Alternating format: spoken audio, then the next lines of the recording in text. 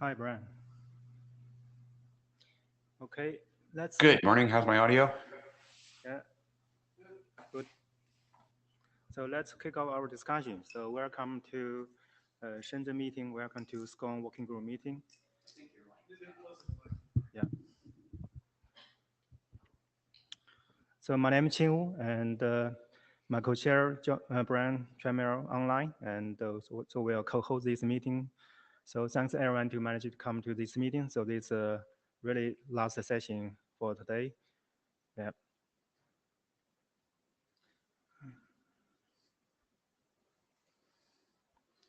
Noteware apply. So this is a new format of the Noteware. It's applied to everyone. Please be aware the IETF policy, IETF process, and conduct yourself in professional manner.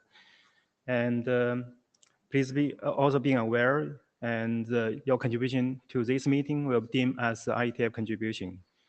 And if you have any IPR related to your contribution, please disclose according to IETF rules. Meeting tips and for in-person participants.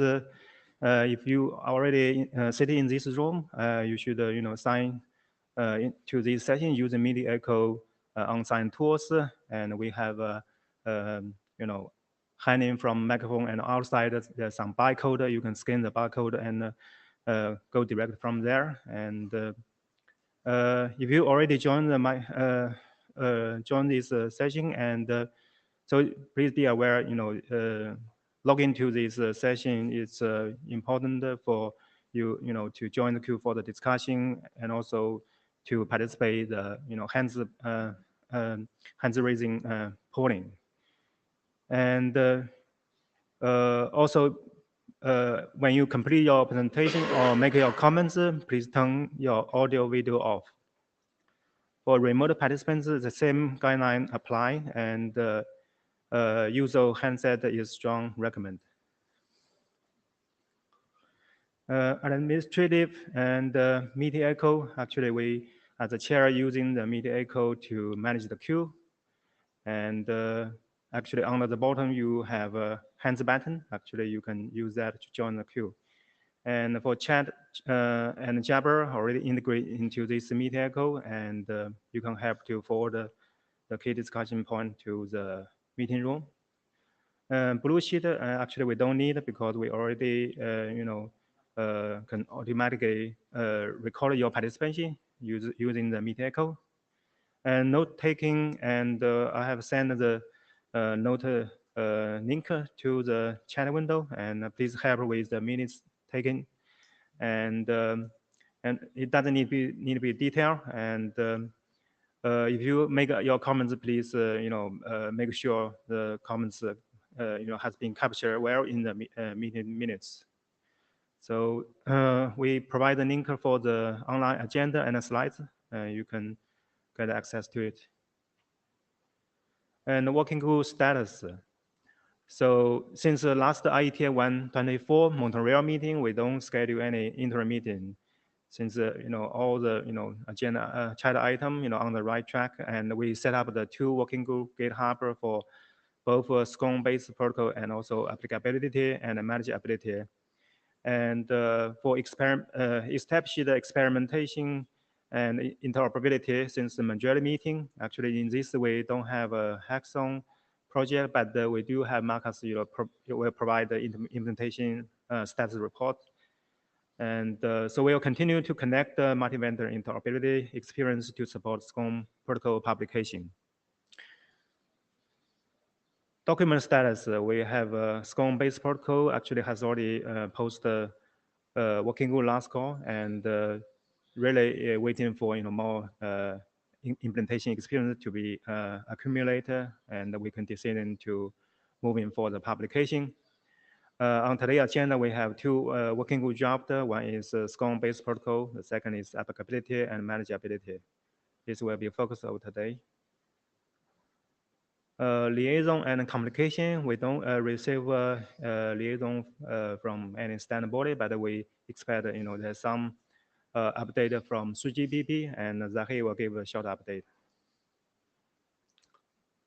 The goal for today's meeting, and we'll try to establish experimentation and pre-interoperable basis for a hackathon project. And most important is we will revisit the working group last comments on SCONE base protocol to drive for completion. In addition, we'll review the status and input on applicability and manageability topics. In this time, actually, we have a new proposal from Shiri and to talk about the Wi-Fi applicability. And we'll also, to explore some, individual draft topics. And so here's the agenda for today's discussion, and you can see we actually assign 30 minutes for protocol and interoperability update. And this will be led by the protocol editor and also Max. For applicability and manageability, we have 55 minutes, and this will be led by Zahi and also Shiri. And we also will use 30 minutes to have open discussion about this topic related to the input to the applicability and manageability. And then we will, review 2 new individual drafts not in the scope, but we want to get your feedback. So this is the agenda for today's discussion and an agenda bash. Now let's move to the first topic, and I think it's Marcus, right? Or Martin. Martin, we cannot hear you. Can you open your mic?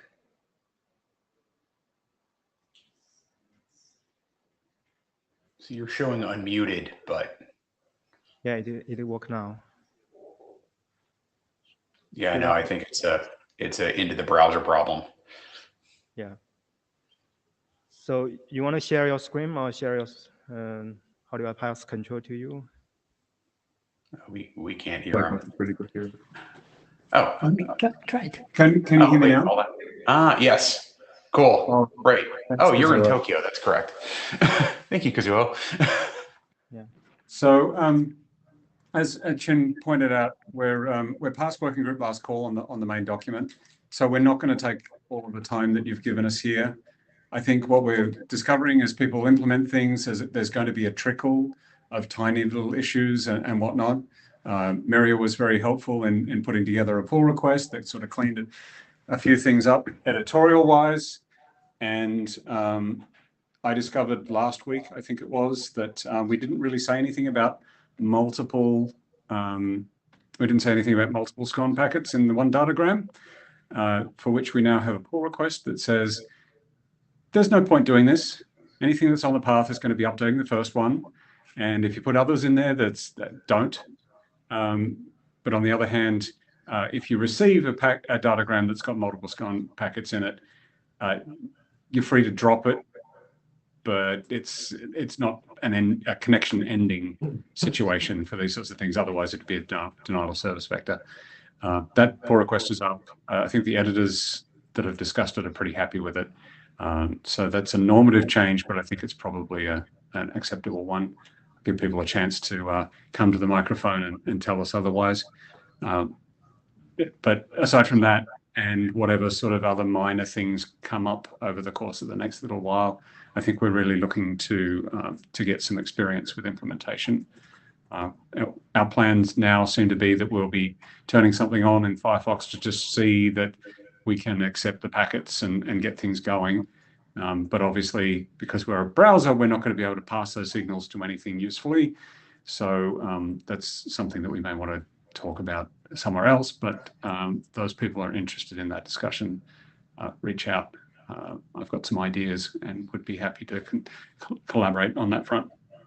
I'm really interested to hear what folks who have other implementations that are not browser-like have in terms of their implementation experience and that sort of thing. So if you've got experience on that one, please do share. I think that's really the main point of discussion here. Yeah, we have Zahi on the queue. Want to make comments? Jahid, yeah, on the multiple SCONE on the same datagram, I think we made the right call here. So we actually looked into on our side to see like whether there's a possibility and exactly what the network element should do about it. And my thinking was like network element should not do anything about it. It's the endpoints should care about it. And the question was like whether there'll be some error or something that you want to do. No, I don't know. I don't know. I think in this case we would probably have our usual internal diagnostic logging to sort of check whether things are going a little bit strange, but this shouldn't happen from a network element perspective. Yeah, this has nothing to do. If you're a network element, why would you even look for a second packet in exactly. this case? That's exactly the point. And I think, I mean, yeah, if there's something malicious happening, an endpoint should take care of it. That's where, and then you can decide, like as you said, like if the question is like whether you're going to terminate the call because something's bad happening, that's also endpoint's decision. Yes. Can't really terminate the connection. If you terminate the connection, then you're opening yourself up to denial of service. If something has added an extra SCONE packet to the datagrams that are flying by, then that would be akin to damaging the AAD on quick packets, in which case we just drop those and carry on, right? So that's the right way to deal with the situation there as well. Yep. So I think the thing that you suggested is the right thing to do. Yes. So go ahead with that. Right. Thank you. So I had a comment here as individual and then a question as chair. Comment as individual, I saw this PR and I was kind of surprised this language wasn't already in the draft. So it's like, it's a normative change, but I was like, wait a minute, this is editorial, right? Because this is kind of obvious. I think I really like having the may here because I do see one situation in which you might want to terminate connection on this, and that is to get someone's attention, right? It's like your implementation is broken. Turning it into availability risk gets somebody else to care about it if you can't find somebody on a telephone, right? So yeah, we're not really saying anything about that, and I think that's probably based on that feedback the right thing to. Yep. No, I agree completely. And as an individual, I already said, hey, go ahead, ship it. Question about I agree with your assessment. Chair hat on. I agree with your assessment that we're going to see things come in as a trickle. Just for IETF process cleanliness, I think what I'd prefer to do is have us put this draft into waiting for implementation experience and then do one push of the GitHub draft into the ID per meeting cycle, just to make sure that like people who are reading the ID version of it off the data tracker are, at least getting like one update every meeting cycle. So is that something totally manageable? Problems with that? Very easy. I was wondering whether you were going to ask about doing a final check. If we sit in this state for too long and the trickle gains enough volume, we may have a discussion about. Yeah, what I would do as chair is basically look at the size of the diff when we come out of that waiting for implementation state, and if there's like, it might be that we're like, oh, we all realize this is going to need another working group last call. I would hold off on that last call until we want to come out of that state, just so we don't do like 7 last calls on this. But I think we need to have sort of like a one-way flag that we keep for ourselves that, okay, this is actually big enough. And then we will do a final, as chairs, we'll do a final review and be like, okay, was this all editorial or was this? Yeah. So I think in the current state of things, an email to the list saying we're about to go to publication would be enough based on the changes that we have so far. But if things start to get a little bit more, major, whether that be volume or severity, then we'll reassess. That's fine. To be clear, in my judgment, PR 144, even though it is a normative change, doesn't hit that bar, right? Because I think it for a reasonable person would say this is editorial. Okay, cool. Yep. Thank you. So some questions on this. I kind of agree with the approach. I think it would be very good to clarify like how much experience do we expect to get before shipping this.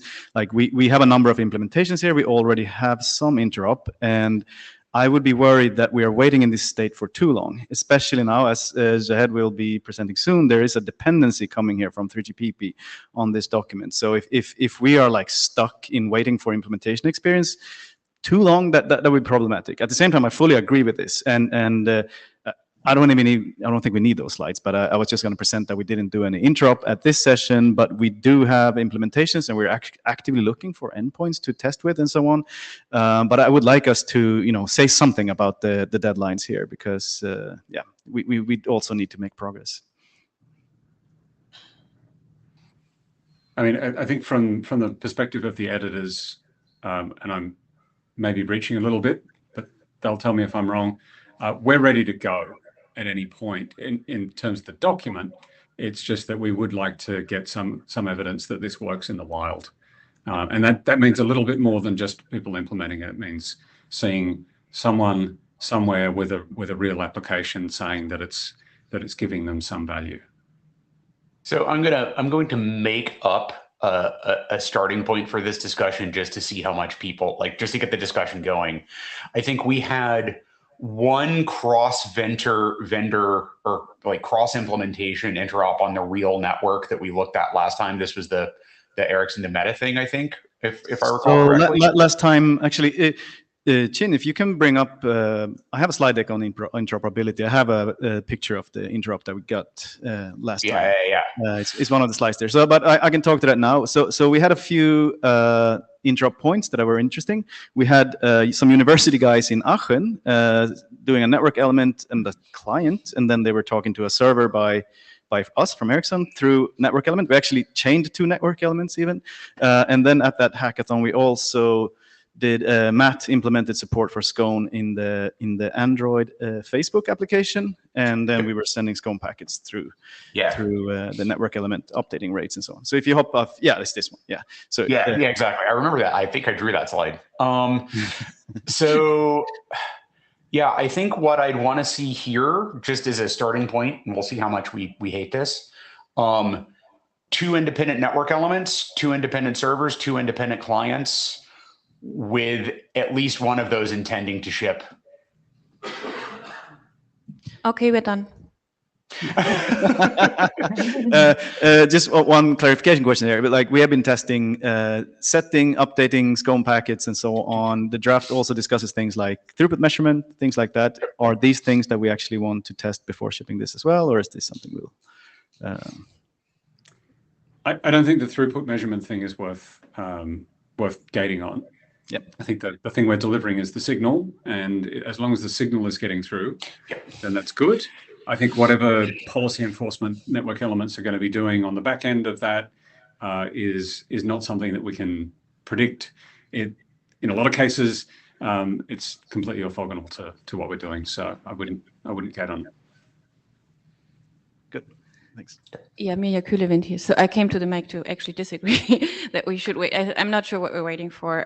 Like you just said, we want to see that there are actual benefits. I don't think that's something where we need to keep the draft open, right? If we did a bad job and the protocol doesn't work, that would be very sad. But we wouldn't just throw it away or if we want to keep the draft open, then this would be things we're expecting where we find problems in the implementation or things that we overlook that we might find through testing. That's the kind of thing that you keep the draft open for. But I think testing wise, we're actually pretty good here.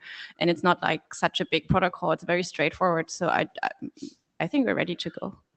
I think the biggest thing when we had this discussion in Madrid about keeping it open, I think the biggest thing that we were uncomfortable with, if I recall correctly, please correct me, was the time constants, right? Is this 67-second time constant close enough to what we need? If we believe as a working group that we have sufficient experience to say yes, and we have the 2, 2, and 2, then I would say editor's discretion as to when they think the document's ready. So sorry for hopping in here, but that kind of puts me back to my previous question, because the 67-second stuff somehow relates to measurements, and that depends on. True. Okay. Yeah. We are definitely interested in doing these tests. We are actively doing such tests internally, but I'm not sure if that's relevant for protocol interoperability and progressing the document. Okay.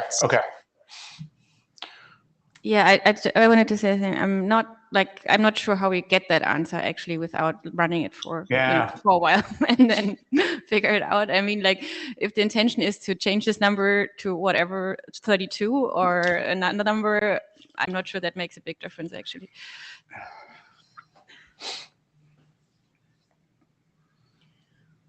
Yeah, we have Corey.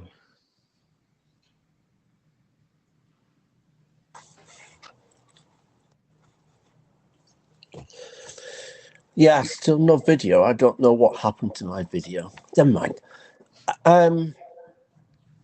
It's better without the video, probably. I think I would like to see some consideration of these numbers. And I suspect we can probably do it for the next meeting and just people present some slides and say, yeah, we've considered all this stuff and we've looked at it internally. I'm not sure we need an interop for that part.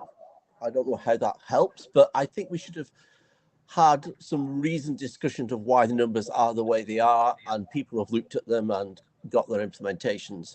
I'm not sure we need a whole process about this. I suspect if people declare next meeting, we've had experience, we've tried it, we have implemented it, some of us, and we're sharing this, and the spec's not changing, then we're ready to go.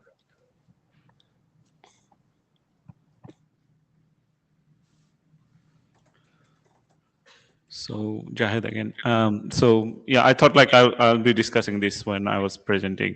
I'll be presenting the 3GPP thing, but as we started to discuss here, yeah, there is a need that we have some dependency, and like 3GPP, they go on clock, kind of they have a schedule, all the release and everything. It would be great if we can do that.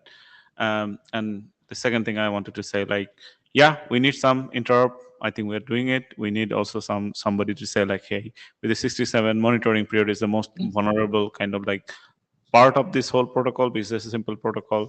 If somebody just come and say like, this is working for us, and they own the content or like they own the user experience, then it would be great.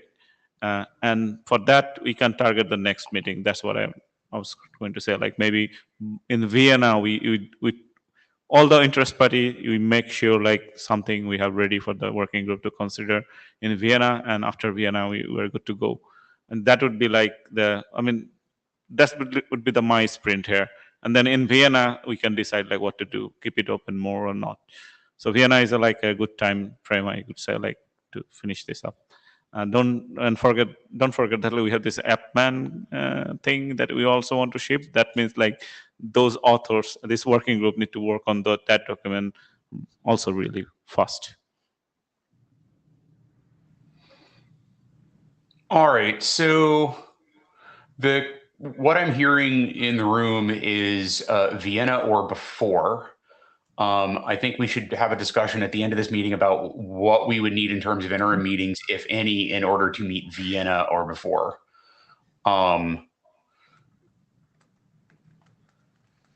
Marcus, I would be very. Getting up to, huh? I would be very happy if we get there before. I don't think we need all of that time. It seems a little bit excessive, but yeah, we can have that as an ambition, maybe. Okay, cool. So let me propose the following. We start after this meeting a thread on the list of, do we think we have enough experience to ship this or not? We evaluate that, and we have as a working group a very motivated hard target to not let that go beyond Vienna.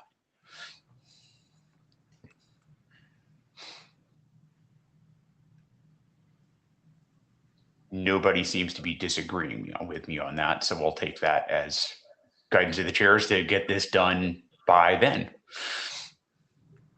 Cool. Thank you very much.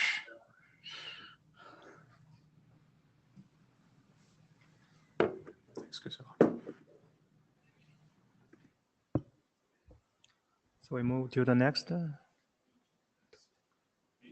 Yep, I think that's the interop, right? Or Interoperability. Yeah, I think Marcus, you have an interoperable test. We've kind of already talked about it. Okay. Next is Zaki and SCONE applicability. Yeah.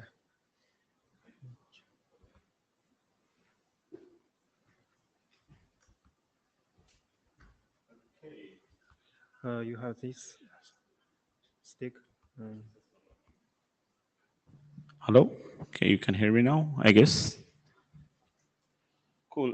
So this is like I'm presenting on behalf of like the authors of the applicability manageability and okay. So basically, we adopted this one and we had the 0.0 version.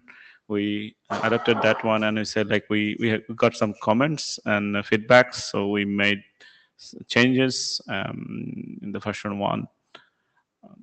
So that's basically, so what changed? We actually looked into reorg the whole section, a clear problem description, all this thing. That's, I hope, much more clear. Align, and there was some alignment issue. There was some terminology used in the SCONE protocol that was not there, or like, so we stopped, tried to sync with the SCONE protocol document. And then we also like got some comments, clarifications, suggestion for the condition control mechanism. So we updated that one. I don't have an exotic list of the things on the diff. You can go and look into that one. So the idea here is now there was some discussion about the maturity of the document and all these things. So obviously it's 0.1 only. And if the working group would like to progress on that one along with the same, can put it on the same stage as status or like the quality as the SCONE protocol, we need reviews to improve the document. So that's the ask here, that please go ahead and read the document and provide file issues so that we can solve it in next version. That's it. I mean, I don't know what to say. These are like very editorial changes and clarifications. We just need the commenters or reviewers who provided feedback, go to read the document and tell us. Then we can have the discussion and talk about the maturity of it.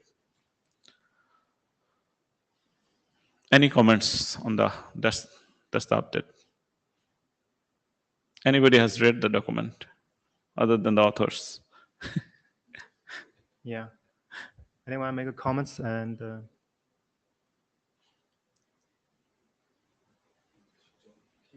yeah, John. Because there's another part of discussion that I think we're going to have some open discussion about the applicability statements, both in SCONE and the applicability manageability document. But that's for later session, I guess. Apart from that, you can tell me. Yeah. Marcus? Okay, I think this is good. I think as we're wrapping up the protocol, I'm planning to spend more time on this. We have been thinking quite a lot about the relation to L4S and so on. I'll be happy to contribute on that part to your document as well. And yeah, I think if we put our efforts into this, I think we should be. It would be great if we can target to get this published in some reasonable time frame for 3GPP as well, because we're now starting to get quite a lot of questions around the applicability and the use of SCONE and so on. And yeah, I would be happy to spend more time on contributing to this. Yeah. So chairs and note takers, please note Marcus Yes. volunteer. So I mean, this would be great from the protocol authors from the protocol document to actually review this one, because then you can see the discrepancy and like the things where you need to align and things where you need to put more details on applicability, manageability, and kind of reduce the load on SCONE protocol document and stuff like that. So it would be great. But this is for general. Whoever trying to deploy SCONE in your network, please read this document and tell us whether this is a good information for you. Who's Next? Lucas. Lucas? Yeah, so I haven't read a latest version of the document. I read one prior to the working group adoption, so I can take another look. I was kind of asking in the chat, like, is the idea to publish this document alongside the protocol? Do they need to be tightly coupled? Probably not, but just thinking back to some of the feedback we got during the quick applicability and management documents. Like, I'm wondering if we wait too long, we'll go down the process and then get interesting feedback from maybe people in the network or ops areas on like, oh, you should have thought about this, you should have thought about that. So is there maybe a way we could get them to do some early review now and give it, like, pose us some good questions we could think about while we have a bit of time rather than leave it too late? The answer might be no, don't do that. But it just came to mind.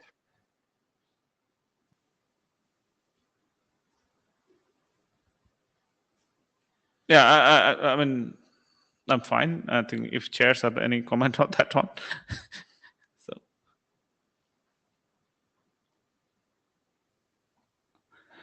So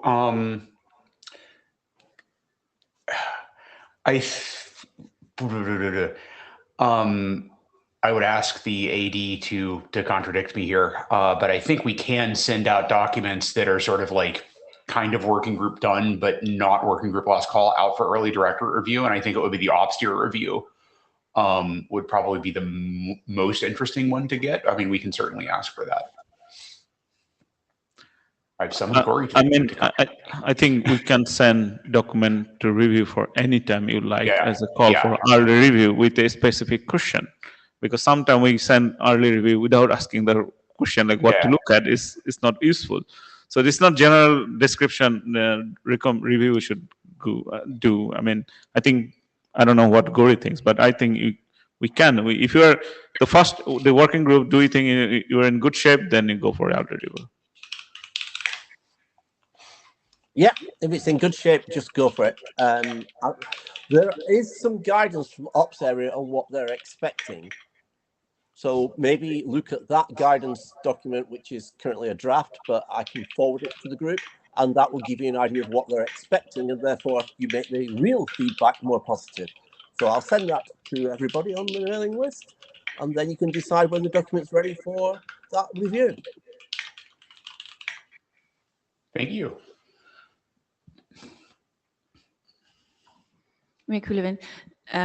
I only had a very quick read of the document. I still need to do a proper review and send you feedback in written form, but that's why I give my feedback here. I think you're on both sides. Like, for example, adding something about the relationship to congestion control. This is a very good idea. That's a question we get very often, and we can address this in this document, so that will be very useful.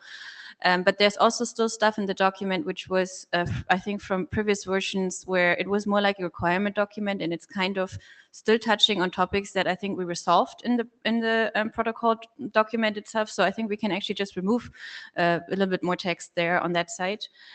So I think we should really take a look at this document and maybe even separate those 2 points out, where we look at what does an operator need to know who wants to deploy SCONE. And like, for example, there we get the question very often, can we use SCONE and L4S on the same network? Yes, you can. So answering this question is good. And then the other thing is, what needs an application needs to know that wants to use SCONE? Like, that's more maybe these questions about measurement intervals and what you have to consider there, and like separating these points a little bit where possible, I think would be useful for the document. Yeah, I think that's where the applicability discussion is more important here, because if we have some concrete kind of way, like what are the applicability and what goes in a SCONE protocol, what goes in this protocol, we have a pretty good idea. Then exactly what you are going to you're suggesting we could do easily. Right now it's a bit tough because we don't. It's more about like the manageability document and those kind of things. And somewhere, when I joined this group of authors, I actually tried to do requirement. So whatever solved, don't put in a requirement, put it into some like, okay, this is a solved thing. This is a statement rather than a requirement. So we can work on that one. So that's why I think I was asking the chairs to give it time, this working group, and this session to talk about applicability. There are a couple of things that we can work on this document and make it a bit better. I mean, if we actually have a lot of time in the session, not this session, but in a session, we could really, we could go through the sections and actually have a discussion about each of them. Sure. I guess. Yeah. Sure. So what I would suggest, like, you guys review, give a review, and then we update the document, and then go scope section by section to actually agree on these things if required. Sounds like an interim to me. On the ops day review question here, I don't think it makes sense to just send the applicability document for review if we send it for review, because that doesn't bring them enough context. So I guess we need the review of both, then, just to clarify. If that's the intention. Yeah. Yeah, the applicability manageability document is useless without the tools content. So I think, yes, I agree with that. For that one, actually, I mean, we can send it.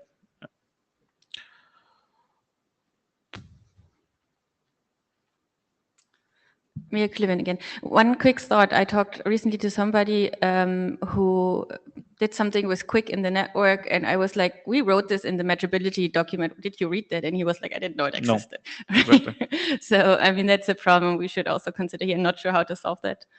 I mean, one thing that, I mean, definitely, I think Martin had a comment like, okay, you don't want to normatively reference this applicability manageability document, but I think the protocol document somehow should have something to the reference saying like, hey, if you're planning, if you're reading this document, we expect you to also read this document to know like what you can do and how you can use it. So I think that would be one way of doing this. For quick, I think there is a separation. There's a RFC 9000 is the only thing people read, perhaps. People forget about applicability, manageability. That's a 2 document more to read. That's another issue, I guess. Yeah, but I mean, quick is also already a long document, so yes, that's exactly. not the problem here, at least. No. Yeah, but we have a Lucas. Yeah, that's kind of what I was getting at with my earlier question in the chat. Like, are we progressing these at the same time? The issue Miria raises, like, I see a lot of people asking questions. I'm like, oh, look at these documents; they're really useful, and they're like, oh, I didn't know. So, I suspect maybe if you put the protocol document out and the ops people review it, they would raise a load of questions that we're answering in a different document. So, if there was some way to like soft link them, yes, that could be useful. But anyway, yes. Again, this is all kind of details. Don't need to go into it right now. Yeah, I think so too. So then the time is over, but we have time. So maybe you want to refresh the time is over thing so that people are not scared or don't use it because we have lots of time. No, but we have not, don't get out of this slide yet. We have this 3GPP update thing. No, not this one. Yes, the next slide. Yes. So here, I just want to give a very short update. Maybe I give a couple of things so that you understand what's going on there. So 3GPP is a standard organization that work on creating mobile networks. That's their tariff. They have different groups, like we have different areas, and there is one group called SA2. They have also something called change protocol specification. They run things by release date. So they have a particular release points, and until the release point, they actually expect, and they have a T-doc, which is basically gives a study on them. Then they start to work on this, and you actually create a change request. You say like, I want to change something on the specification. You send a change request. They agree on the change request. That then drop that into the specification. That's the process how 3GPP does. So in last meeting, it happened, and it's a number 173 meeting and SA2. SA2 is a group. They agreed on as a short amendment. They call TI-20, technical enhancement. As a number is always there to refer it, TI-20, to incorporate the support for 3G, support for SCONE and 3GPP network. So that's it. They follow up.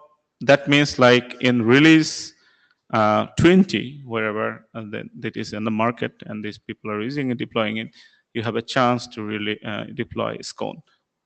That's the decision they made. So it is part of the release 19 right now. The details, how they're going to incorporate, how they're going to connect this SCONE into other kind of network functions they have, this is still up open, and they are working on it.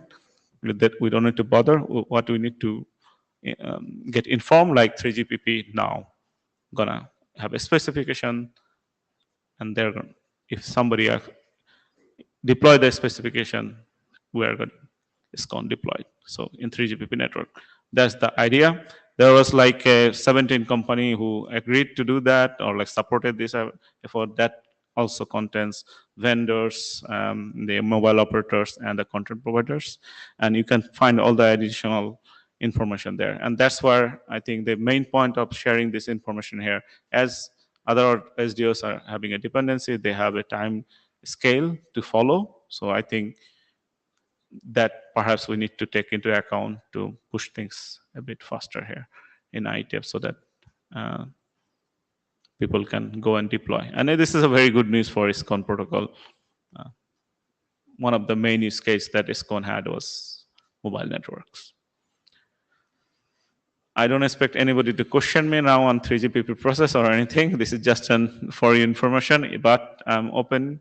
If you have anything you want to know about 3GPP or about this TI doc, please connect with me.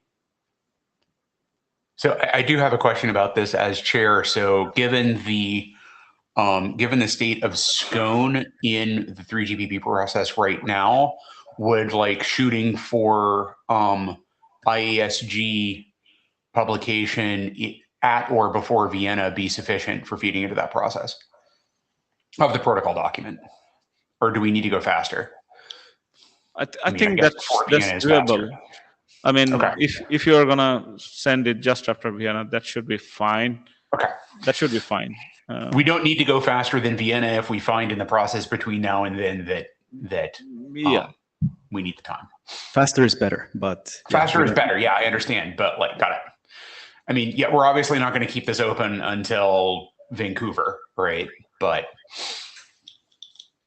yeah, 3GPP has like 0.5 meeting slot time to fix this thing. So it's actually they're freezing their release 20. Okay. I don't know exact date, but it is somewhere after summer. All right, that's useful. Thanks.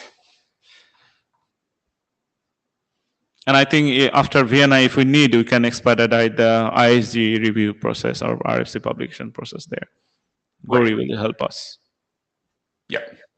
But I'm seeing a very emerging consensus that ship by Vienna is our target.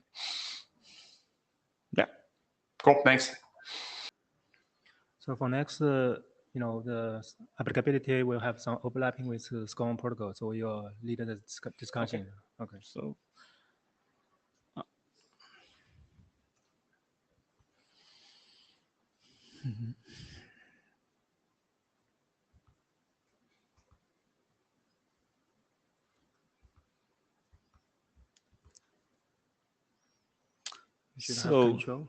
So this is the applicability discussion that we wanted to have.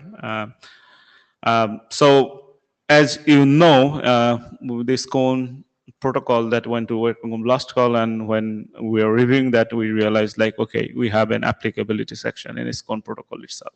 And then we also have applicability and manageability doc as a milestone, and we're working on that one. And the discussion,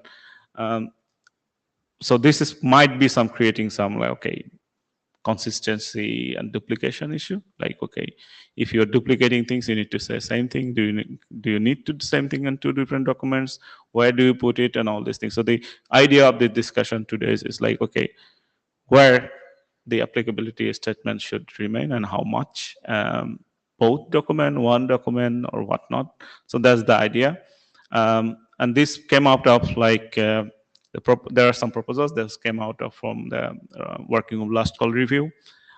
Just to be clear, I don't have any favorite, and we have basically we have these 2 points: keeping applicability, rename the applicability section, and keeping the section and reduce amount of text in the SCONE document and details in the applicability document. And for the third, for the completion, I added that one. So I think we need to do something. So let's focus on the renaming the applicability section to SCONE users. I mean, that's that could work, but it's still, I mean,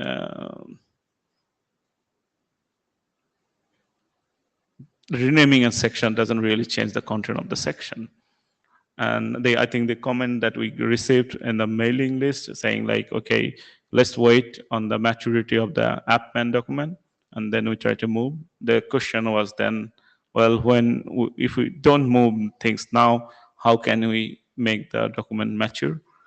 So what I would like to discuss, like what people think about option 1. The second option is basically keep the section in the SCONE document, but in a bare minimum level, and then go point to appman document for the details. So for example, congestion control, kind of this interaction with congestion control, you can just say like, this is not a congestion control signal, you should not use SCONE as a congestion signal.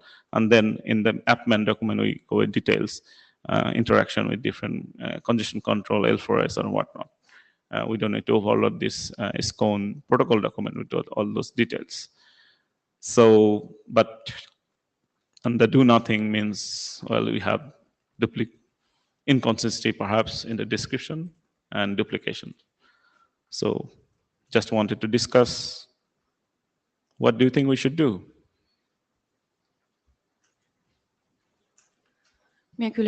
So I think the SCONE protocol document is in really good shape and it says the right thing. So I wouldn't want to change that. I mean, the name change doesn't make it different, but I was wondering if applicability is the right name for the section, but I don't like that, doesn't make a big difference, so whatever. I think we should really take the opportunity in the manageability and applicability statement to say the things that we can't say in the protocol document. Like the example you had on your other slide, like talking about the relationship to FRS, that's like super useful. It really doesn't belong into the protocol document, right? And maybe there's not like a long list, maybe it's just a few things, but if they have a value, let's put them there. So I again repeat actually my comment from the previous slide said that I think there is actually too much stuff in the applicability and manageability document that really doesn't belong there, and that's why we have this overlap. That was because we started with the requirements and now we address the requirements and we can just like remove a lot of the stuff. Yeah, I mean the thing is like my main goal is to like, even if like it's a little bit of things, like I gave an example, like the whole text I copied here in this is in SCONE protocol document, and the SCONE protocol document could just say the first paragraph and leave the details for the SCONE application manageability. It's there. It could be one way of doing things. So you actually, I agree with you. The things that SCONE protocol says on applicability part is useful, but doesn't need to be that detailed. Is it those things? Is it related to protocol description, protocol specification? Because there are also sections in SCONE protocol document where you talk about these things again. So a little bit of overlap is okay because so there's different people who are reading this document, right? On the one hand, it's somebody who wants to implement the protocol or wants to implement an element in the network that actually writes the data in the protocol. The other document is a little bit more on like, do I actually even want to start deployment of SCONE in the setup? Like before I even start implementing it, what do I need to know? So I think it is a different scope and it's a different audience. Yeah, I mean, the thing is like whoever, yes, and kind of personal, whoever would like to deploy in network element or applications, they would need to read both of it. Like, I mean, just a SCONE document, if we can make it like standalone, or we make it complementary to each other. So that's the idea. And the idea perhaps, I mean, it seems like the idea would be to have the second bullet and try to see like what are the minimum things, get rid of something from the appman and or reduce some of the things in this SCONE protocol itself. I don't know, like, and that's why I was thinking maybe somebody should create some peers and then we can just like, okay, how much change we're talking about, right? So we can do that as well. But I didn't want it to do huge peers under both of the documents without having a clear instruction for working on how to deal with this. There is one more option in order to reduce overlap, and that is to just make everything one single document. This is a small protocol. The guidance are useful, and I think it's useful to have guidance together with the protocol. I have personal experience of that with implementers in my company. And like Mirja said before, people sometimes do not tend to read the companion documents, and that's a problem. And given that we have, it's such a small problem space here, I wonder if we could just merge everything into a single document, because we need some text to establish the necessary context for reading the protocol you need to understand. And like you said, anybody who intends to deploy and run this probably needs to read both of these documents anyway. So maybe a way forward could be to see, can we get all the stuff we need from AppMan into the main protocol spec without over bloating it? I think that would be something to explore as well. Maybe a question for the group and the chairs.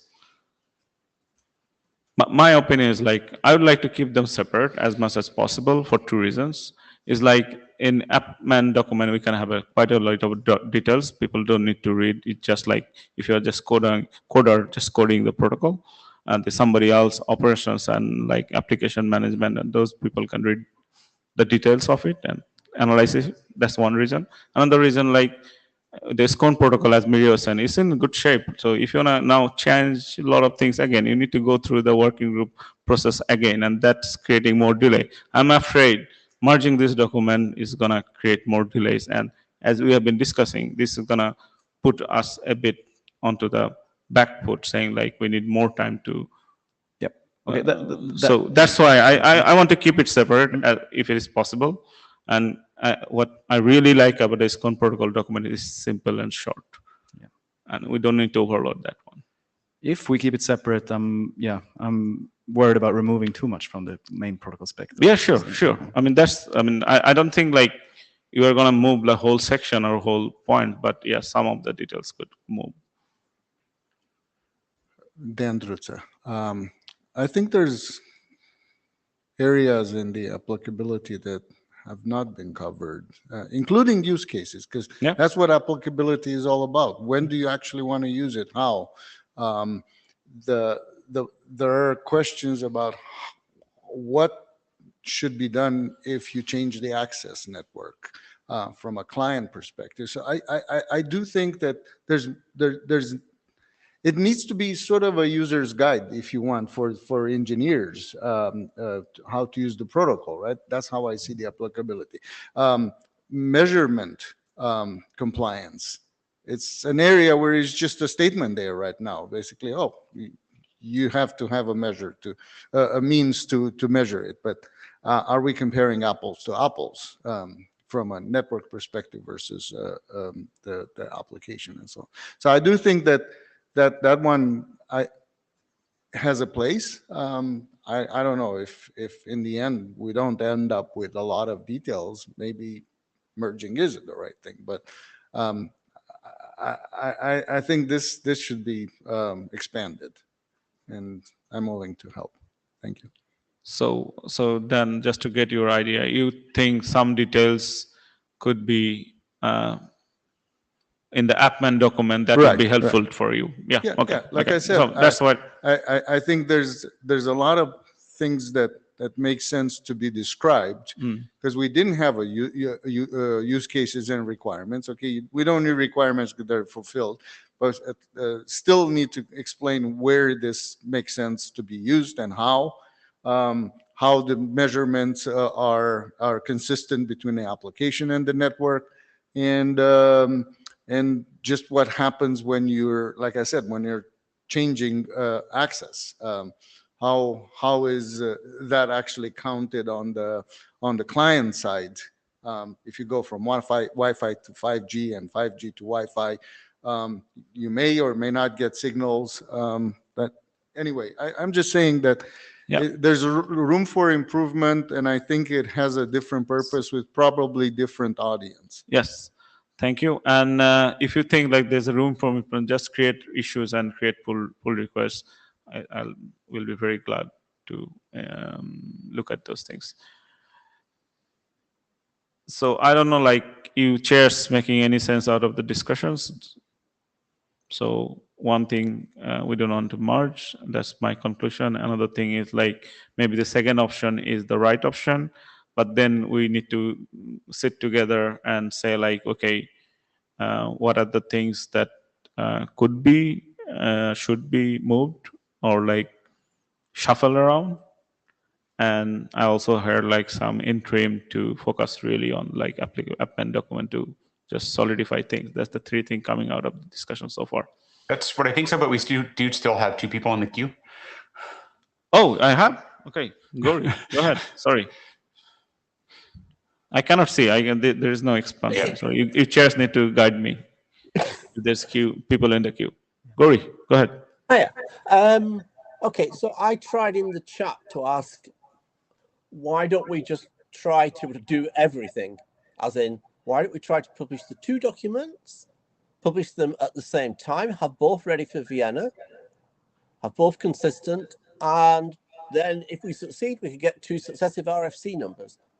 Yes. That way you get to read one and you get to read the other. I think if that is what the working group wants, we can ask for this. So it's a challenge just to see whether we can complete everything by Vienna. I mean, if merging them was an option, then surely completing them is also an option.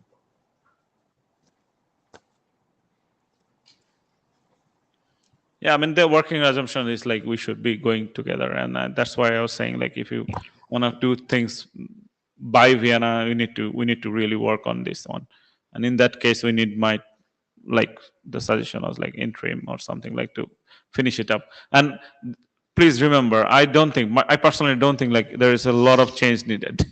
So this is the very minimum. But we want to do look at it together and make the changes. And if there is no need for changes, that's also an option. Yeah, and I think on this one, it means that the working group really has to decide in this meeting to commit to some sort of review cycle so you can actually get eyes on these documents and make these decisions in a matter of weeks rather than months. Yep. Okay, that's all I wanted to say. Yeah. Mia Kulevin. Yeah, I don't have a strong opinion about 1 or 2 documents. Like at the point where we want to publish it, everything's ready and we want to merge them together, it doesn't make a difference. So, but I do have a strong opinion that I think the protocol document is in very good shape. I just read it recently. I wouldn't want to remove stuff from there because even so it touches on applicability, it really gives the context you need in order to understand the protocol. So I would really like just to see the approach that everything, like in the applicability statement or manageability statement, shouldn't have the goal to like explain the whole space and answer every question that ever will come up, because we will learn so much in the process of deploying it, like we will never finish it.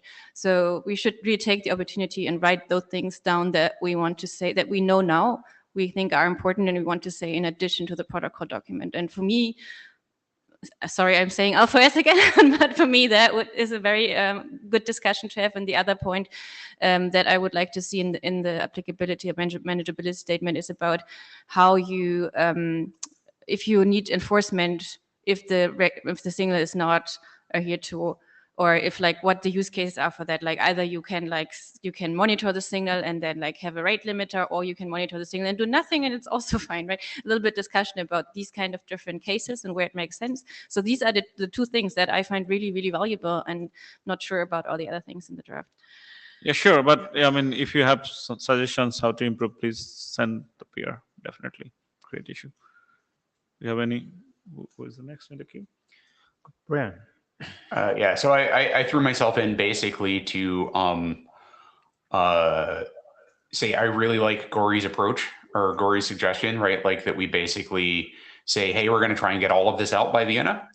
I think that's doable. I think as chair, I'm taking guidance from this discussion that we should be aggressive about interims in this cycle, and maybe even have our goal to be not meet in Vienna, right? Like see if we can get to the point. I don't think that's realistic, right? I think we probably will want to do a few sort of like closing off things and figure out next steps, but basically get to the point where we can get both of these documents out without requiring a meeting in Vienna. So I'm taking that as a chair as guidance to create an interim schedule and sort of like traffic on the list, et cetera, to set a review cadence that will get us there.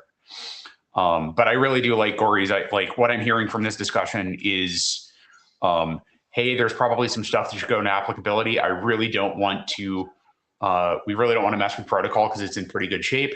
all of this stuff goes in the document, we should like sort of like focus on getting that into a good package as well. Martin. Who appears to be Kazuo because audio problems.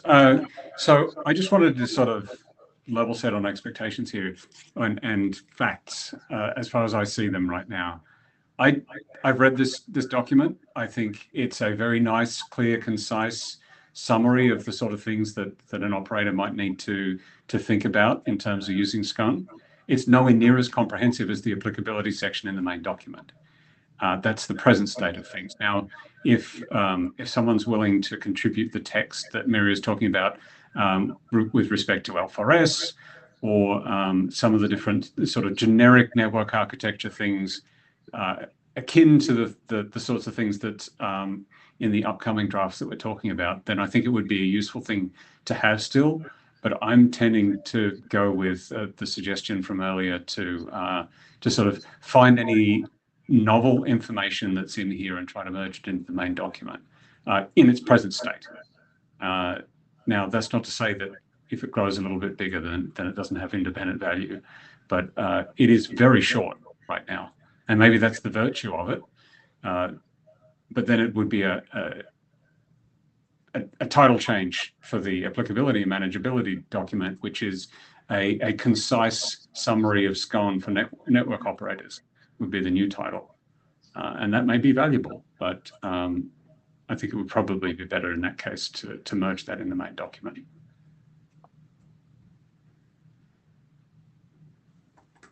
Thanks.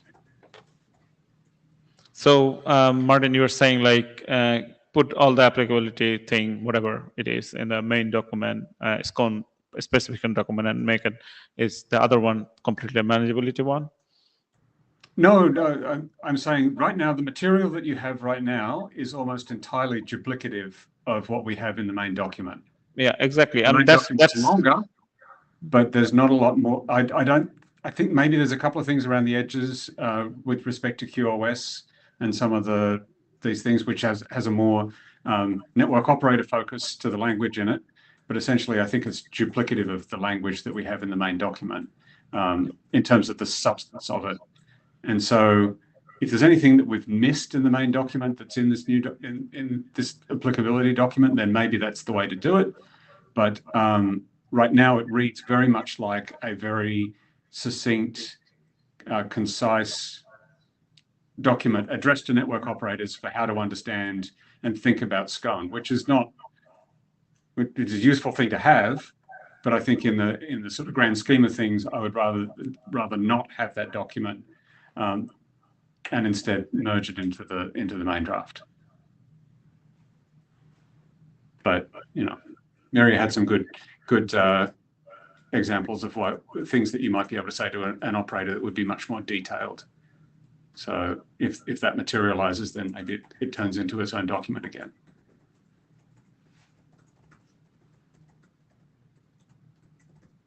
Yeah, I think we'll see if we get we're going to put an interim on the schedule.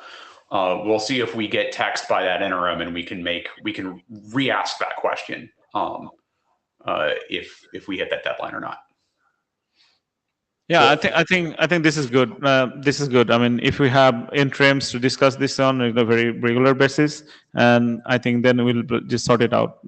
I wanted to put a bit more effort to create some PR to just examples, but as I said, I was not sure my effort is needed right now at that level. So that's why having this discussion, I think we have a very good discussion. And if you host all the interims, I think we'll get to a place where at the end, before Vienna, we can decide what exactly to do. Yep. I think the next talk, which we should probably get to, is going to be an example of something that might pull into that larger document.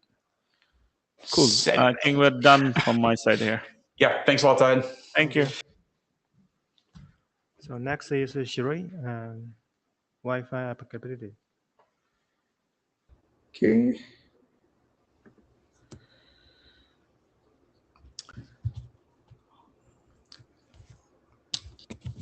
You can share the slides. you have a control now? Okay. All right. Okay. Sorry. Let me pick my.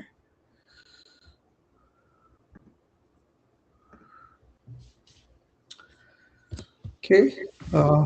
Thank you, chairs.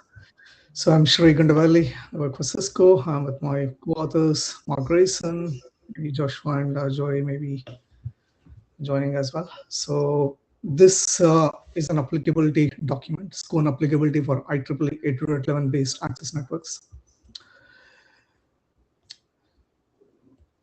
I think the key discussion point was during IETF 124, there was a presentation on SCONE for cellular, SCONE for 5G. At the time, there was a discussion, there was a question in the site forum on will there be another companion document for Wi-Fi? And in the charter, we signed up for that. I signed up for that, and we published the document. So why? So the question is, what do we intend to cover in this document? Why is it required? What's the relation to the base document? So base document is, as we all know, it's defining the protocol, signaling behavior, the semantics, right? The applicability draft document did not go into any of those things. Does not change the semantics. No protocol changes. It's more an informational spec on how SCONE can be deployed in Wi-Fi networks, where the SCONE function will be implemented, what are the operational considerations, how do you, what level of visibility that's present in Wi-Fi environment for someone to come for the network to compute the rate values as well. And potentially currently it's not there, but we intend to publish an example algorithm for rate calculation. So this document was extensively somewhat reviewed by the Wireless Broadband Alliance, and all the authors are members of that forum. As your community, there's a very good level of interest. We see value in this rate signal.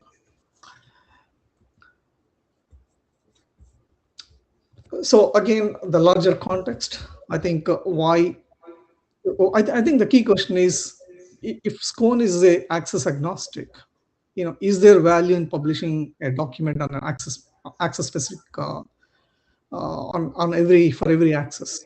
I think we tend to think yes, because the considerations are different. The visibility, how you do the rate calculation, what is visible to the network element is completely different. In Wi-Fi environments, stations share their time. There's a 5 rate adaptations. There's MCS, something called MCS, right?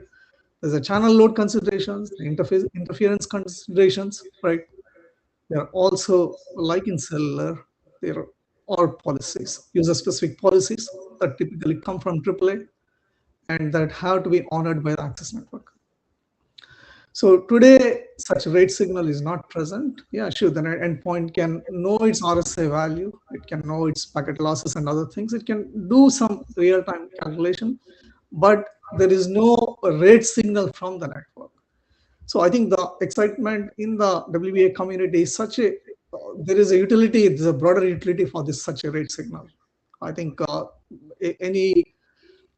I think there's also a discussion point. I think in my discussions, there was a comment that SCONE is not a very aggressive signal, right? It's computed, it's an estimate for a window of time.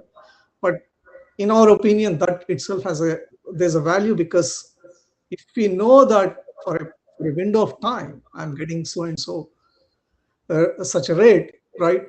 My handover, I can even use that signal in my handover decision logic. I'm using an application. The network is not able to meet my rate criteria for the application. Maybe that's a good signal for me to move, instead of if I do react too quickly, I'm doing a flip-flop. But so in that sense, a slow signal has a value.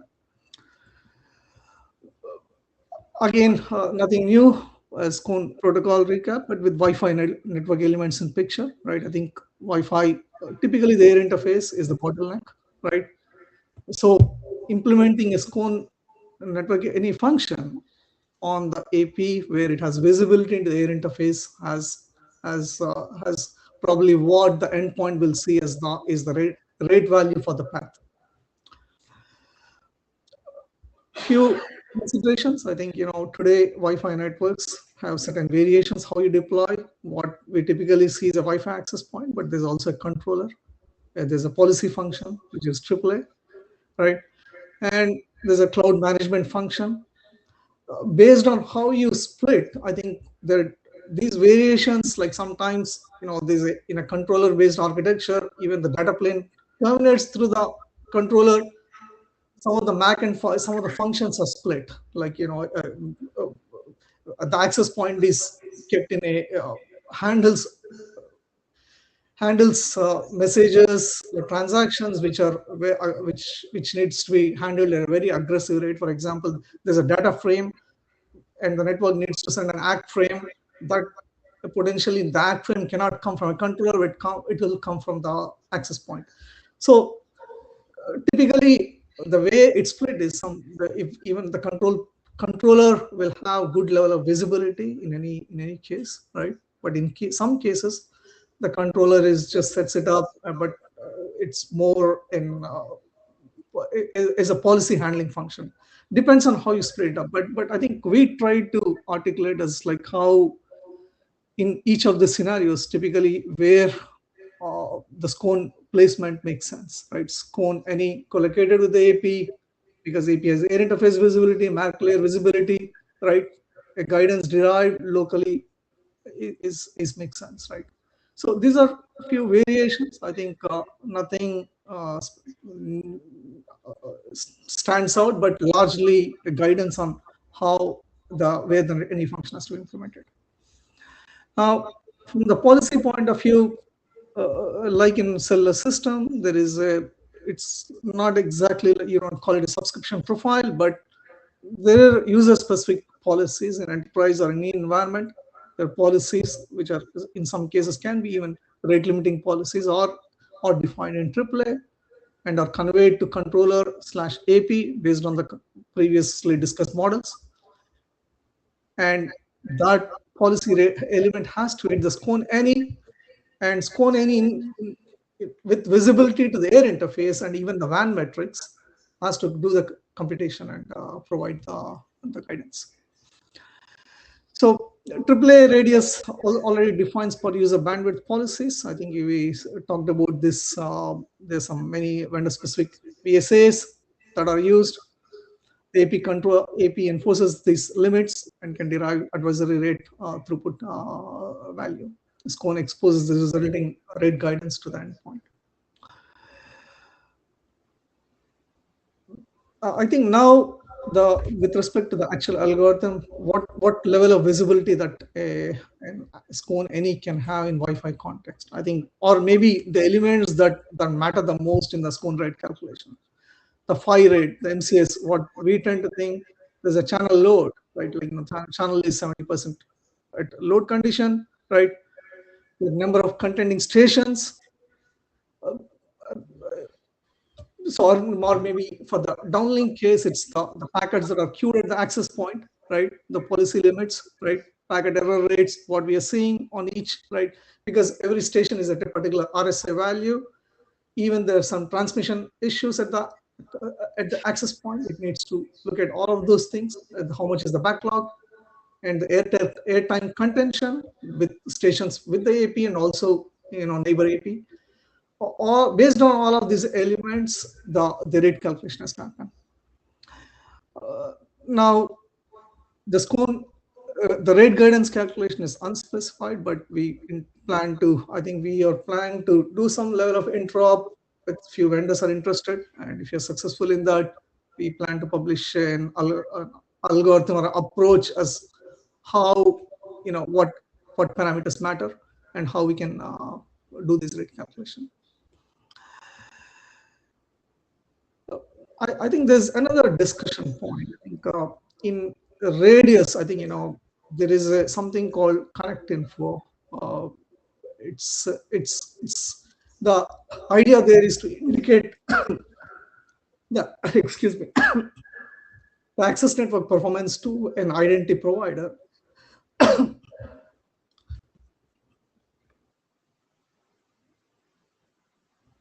Excuse me.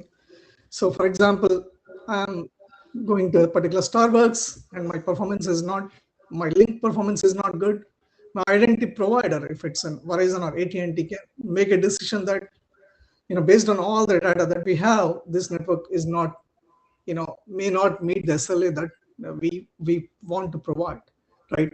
They may deny the authorization. In that sense, there is telemetry that's going from the access point to the identity provider, right?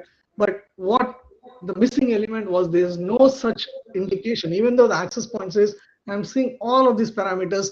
This is how, potentially, in fact, almost it's very similar to the SCONE. This indirectly translates to some QoE or measure aggregate level QoE. I think, depends on how you derive it.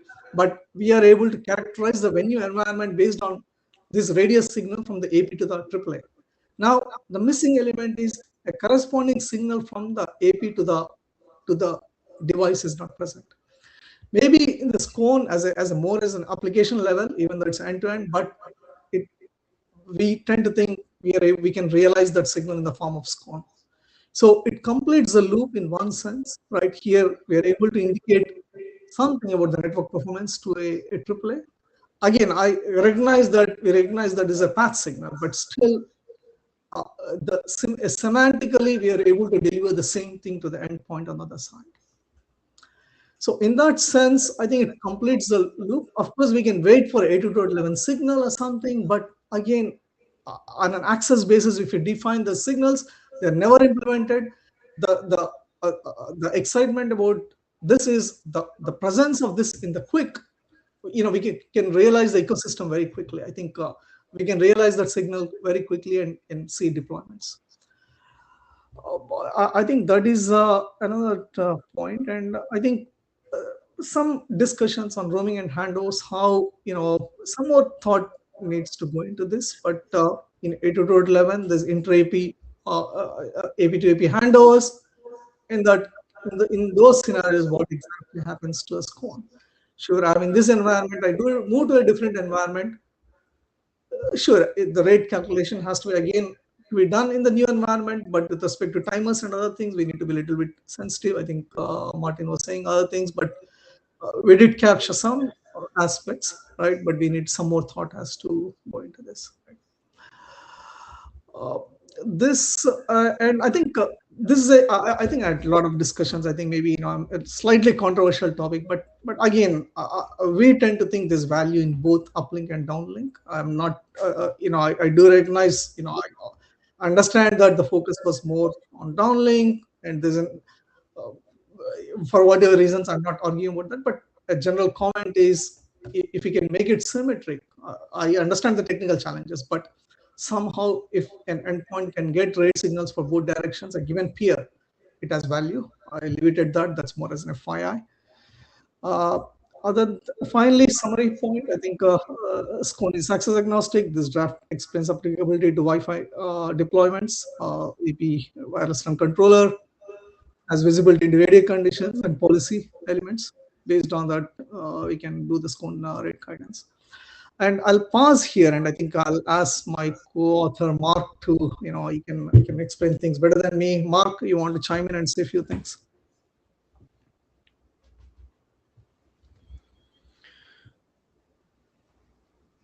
So, Shiri, you are ready for question?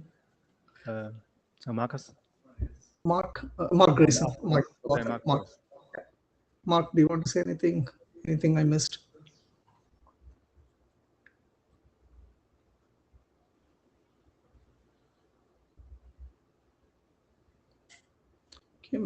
Mark, can you join the queue?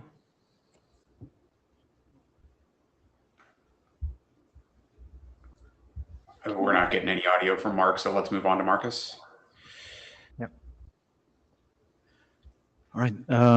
Thanks a lot for this presentation. I think it's really interesting to see a discussion on applicability in one more axis. Few questions. SCONE, as it's written right now, comes with some assumptions on applicability. Like we have this 67-second monitoring period and so on. Is this something that is? Does that match your view of applicability in this particular scenario? Yeah, absolutely. I think the time window, I think I was saying there is a value in see, in Wi-Fi today, if you look at it, the client behaviors can be very reactive. The problem with that is you're always doing, it's like a ping pong, right? But if you can provide an estimation, a window of time, I know from based on all the data that I have, most likely I'm going to give you such a bit rate, or I'm going to whatever, right? Or I'm going to send this the downlink rate I can offer you, right? I think that indication, even I call it a slow signal, has value. I think I'm not precisely commenting whether 67 seconds or 40 seconds or whatever, but a slow signal at a slow frequency has value, in my opinion, Marcus. Okay. Yeah, the only thing I think that's good. What I'm a little bit concerned is that if we start getting signals with vastly different semantics, then it can be problematic for the endpoints to understand what they mean. But if that works for you, that's good, because there's always the option of, like, if we realize that you need some slightly different semantics to this, you could have like a different version number and stuff like that. But if this works, this is good. The other question is, or comment rather, is about the. I would only add one comment though. Yeah. I think we plan to do some interop. Maybe we'll have a bit more visibility. Right now, Yeah. it's theoretical, so it's possible. After our implementations, we may say that maybe we may need a different profile. I do not know, but honestly, Yeah. but yeah. Okay. Let's see then. On the uplink thing, I mean, it's not fully true that the SCONE protocol right now doesn't support uplink rates. It's just a little bit different way. I mean, they're not being sent in the downlink towards the client. So the advice are sent in the direction of the traffic. So as long as you have the possibility from the endpoints to coordinate in some way, you can actually signal uplink rate limits or throughput advice with the current protocol as well. I say only one thing, right? It's fine. The indirect mode is totally fine, but as long as the protocol, it's at the same protocol layer, it should not be the application layer. That was my argument, actually, right? I don't want to shift the burden to applications and say, now it's your burden you talk to your peer to get at an application layer. But if it's at the transport layer, in the quick layer somewhere, it makes sense, in my opinion, whether even the signal. But I mean, even in the base spec, even for downlink, in some sense, we are shifting the burden to the application layer, because a lot of the use cases that were motivating this were like video on demand and things like that, and you somehow get this signal on the transport layer, and that's propagated up to some application layer, and then that drives whatever that application does. And that could be, for instance, limiting the range of encoding bit rates that you're like requesting when you're requesting video. So I think already, like in the base assumptions of SCONE, we kind of punt a lot of that up to the applications and let them deal with it. But and also that's partially, I think there are some good benefits with doing that, because we don't necessarily, because we have this long average window, we don't necessarily want SCONE to be a transport layer signal. We don't want it to be directly influencing congestion control. At least for some networks like 3GPP networks, we're pretty happy with allowing the endpoints to decide themselves how they most efficiently determine how to burst out data, because typically our networks kind of enjoy getting large bursts of data and things like that. So leaving these averaging decisions up to the application layer rather than influencing some pacer in the transport layer is also beneficial, depending on but maybe your applicability statement is different. So yeah, these are things I think we need to understand better. Thank you so much. Great feedback. Appreciate it. Yeah. Jahed, I just kind of wanted to say things that Marcus just said on the applicability part and the uplink downlink part. So let's not repeat that. So the thing, when we started to this work, SCONE work, we actually talked about what are the things. Is it like for a particular mobile or cellular technologies, or is it for the internet? And we went for the internet part of it. So that's why it's access agnostic. Right. Now. Then we had this description of things like how in 3GPP network one can apply SCONE and all this thing. I think it was said from the working group, okay, this is something that 3GPP or other SDOs can handle. You have this protocol in IETF, how do you apply it in your network is up to you. So I think this is something that also kind of like similar question here, like in your description today, what I say, I have not read the document, sorry about that one. So I was just listening to you. I understand like it is possible to apply SCONE in Wi-Fi networks and a different kind of setup even. That's great to hear. But if you are agreeing also like the long kind of monitoring period is really something that you can conform to.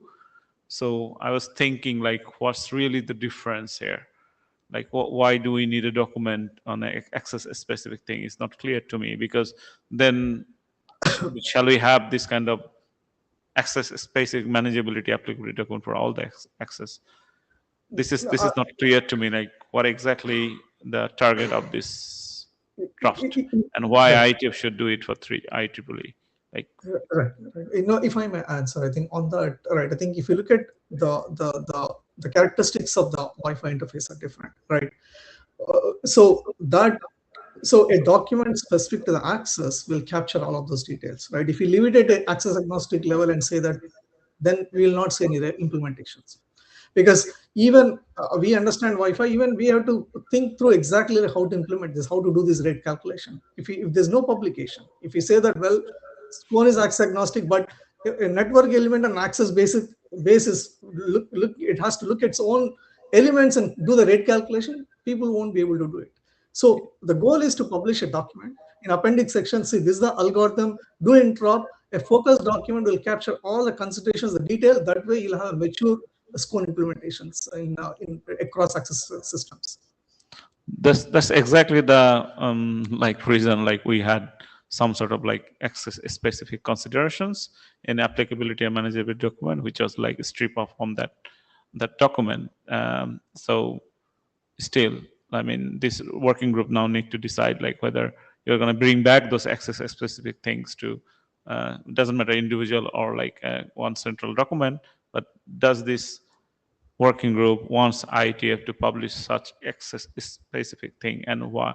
I mean, obviously, I don't know IEEE if there is a like applicability thing that you can actually publish in the IEEE saying like this is how you take a SCONE and apply into your Wi-Fi networks, and the Wi-Fi Alliance can do that or not. Maybe they can do that, but why would what authority IETF has to tell like how you run these things in different networks, like it's access specific things? Because this is the exact comment it was said when we tried to do cellular use case. I think we need to practice the same questions here.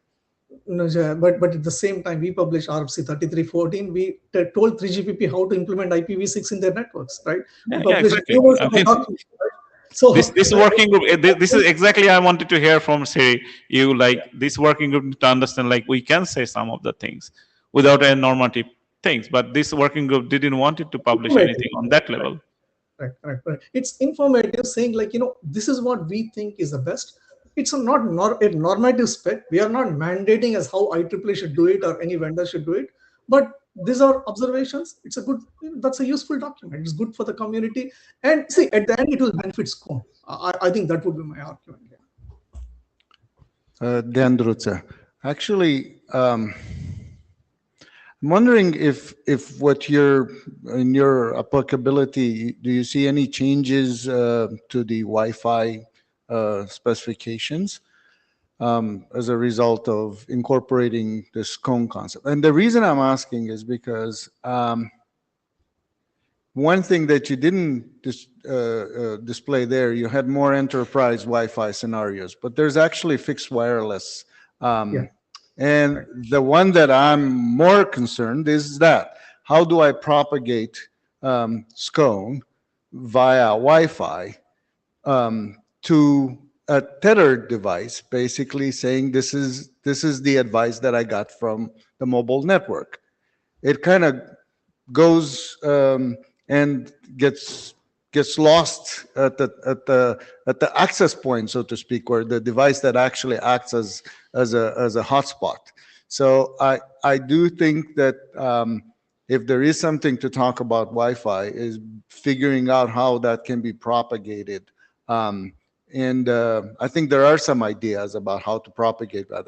That would go into the Wi-Fi Alliance. to actually know that you're attached to a Wi-Fi hotspot that is a 5G or a wireless device, which is not possible today. I think great discussion point. I think in general, from the Wi-Fi implementation point of view, on the northbound, it can be interface can be any type of WAN interface. It can be like you talked about the fixed wireless. It could be fixed 5G access. But I think we have. I think the rate calculation potentially you have to get the telemetry saying like this is the link you have, right? And in your rate estimation that plays out too, right? Potentially, right? I think these are all implementation considerations. But one point I do want to clarify is like Wi-Fi Alliance or IEEE, they focus on the air interface aspects. They don't look at systems beyond that link, right? So that's probably another reason why we should do this in IETF, because we have little bit, the scope is not limited to one link, or like, we can look at as a routing element, look at on all sides and say, these are the considerations, right? So that's my view on this. Sure, we need to wrap up. So Mark, can you make a brief? Otherwise, we can take it to the list. Mark, you want to comment anything? You were not able to. I suspect that Mark is still having issues with his audio into Meet Echo. Because he's showing unmuted, but no signal. So yes, please take the comment to the list. Thank you very much. Thank you. Let's move to the next topic. Thank you so much. I think it's Marcus, right?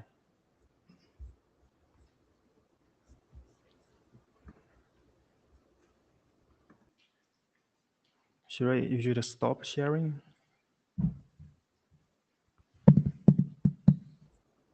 Oh, I saw. Okay, 1 second. Okay. Yeah, I stopped. Yeah, sorry. Which one is first? Mask or? Mask. Okay. Hello. I would like to start by apologizing to everyone because I completely forgot that this was on the agenda. So these slides are very hastily made. But yeah, I'm going to talk about this. We brought this up on IETF 121 and thought we should park it. And basically, this is just to see if there's any appetite by anyone in this group to do this work. So next slide, please. You have a control. Oh, yeah. Okay, yeah, so this was presented at IETF 121 when we were discussing potential options for signaling throughput advice. We decided to park this because we wanted to focus on the main specification and the SCONE protocol, which is the thing we're working on and the thing we're focusing on in this group. And just very clear disclaimer that this document was not intended to be like a contender or a competitor to the general SCONE protocol for like general throughput advice signaling. We believe that the SCONE protocol is perfectly suitable for that and the better choice. However, there might be some deployments where you are running proxies and you want to rate limit the traffic that is associated with proxying requests. For instance, you might have a proxy that is associated with your access network, and you might be aware of rate limits. And if you're running this type of proxy, you have the possibility to signal this using mechanisms within your proxied connection. Or you might want to enforce certain policies to your that are specific to subscriptions to your proxy service. So you might want to notify clients that there is a maximum rate that you can get through this particular proxy service. Yeah, the way to do that is to send a capsule. We haven't done much work since IETF 21. We did a little bit of work. We took on Jahed as a co-author as well, but basically the difference between this signaling and SCONE signaling is that you could explicitly encode the rate limit as a number. You don't need to map it to a table because we're not space constrained in the same way. We're relating a little bit back to the previous discussion because we're not constrained for space here. We also have the possibility to indicate whether an advice applies to uplink, downlink, or both. And in this particular case, it is it is more needed than it is in the SCONE protocol, because here we're only communicating between a client endpoint and the proxy, and not there is no communication going all the way up to the server. There is an optional field for average window. The idea is that it should be defaulted to 67 seconds as specified in SCONE, but you might want to communicate something different. How throughput advice are used by clients is somehow out of scope, at least for now. But things that you could use this information for as a client of a proxy service could be to apply some back pressure to whatever application or upper layer thing that is sending traffic through this client. You could forward, as a client, you could forward this information through some out-of-band API or control channel to the applications that are making use of your of the proxying. Or you, as a client, you could adjust sending behavior on behalf of the application. But these are like, yeah, there are ways you could do this. We're just briefly touching upon it in the draft, and we're not trying to mandate anything. There are some interaction with SCONE considerations here, and some of that might be something that actually should go into like a more general discussion in an applicability document or wherever we do those discussions. But some things here, like, for instance, a proxy may observe end-to-end SCONE packets on proxied flows. And if you are signaling throughput advice using your proxy channel, you should probably not be modifying the SCONE packets on the end-to-end channel, because that might refer to a different scope than the one you're trying to signal. But on the other hand, then clients may get throughput advice from two sources and need to handle that. There's also in this document, there's some short discussion on the interaction, and this is something that probably doesn't fit in this document, but rather fits in some applicability document or something. There's some interesting interaction between use of end-to-end SCONE and the quick aware forwarding extension that's defined for Connect UDP, and that is that that draft or that document currently says that long header packets are always sent in what is called tunneled mode. So this quick aware forwarding is an optimization for mask proxying, where you basically once you have established that you're running quick over your proxy connection, you don't have to encapsulate all your quick packets into full HTTP datagrams. You can send them kind of unencapsulated. You're just fiddling with some connection ID headers, kind of. But there is that draft specifically says that long header packets should always be sent in tunneled mode. So if you're running this type of proxy service and you start seeing SCONE packets, that means that some of those packets will just be, most probably be tunneled, and that might be something you're not expecting as an operator of this type of service. So that might be something just to discuss, or yeah. Anyway, that's one observation that we made here. But maybe this is a discussion better suited for some other document. So a couple of questions for this working group. Like, is this work relevant for anyone in here? Is there any appetite to work on something like this? I would think that would be very useful for us to know. And if people think that there's appetite, is this the right venue to do that work? These are some questions we would like to get from anyone. Yeah, Christian. Good evening. I mean, nice to speak to you on a Friday. But Friday.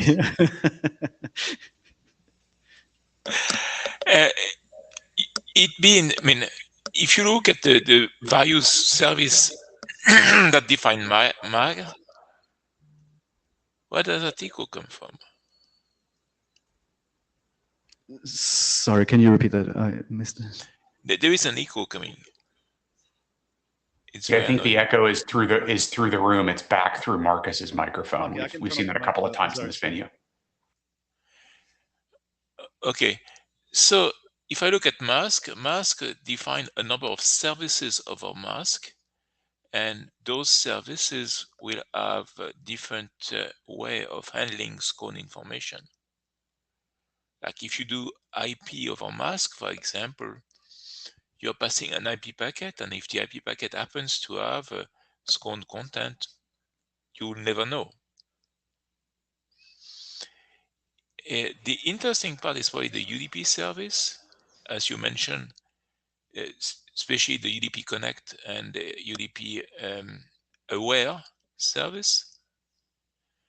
And if we do anything, it will be something like, okay, study how SCONE passes over UDP Connect. And is there a hard point, and should we smoothen that hard point? That will be pretty much what I would say. Yeah, that makes sense. And do you think that that is something that would go into like some applicability document, not a document on by itself, or do you have any opinions on that? I think the proper way to do that is to actually publish the SCONE document, and then have the mask working group say, hey, we may want to do something about interoperability there, and do that in mask, because it's, as you say, it's probably something about how to compress or encode or tunnel that particular packet, and that looks like mask. Okay, makes sense. Thanks.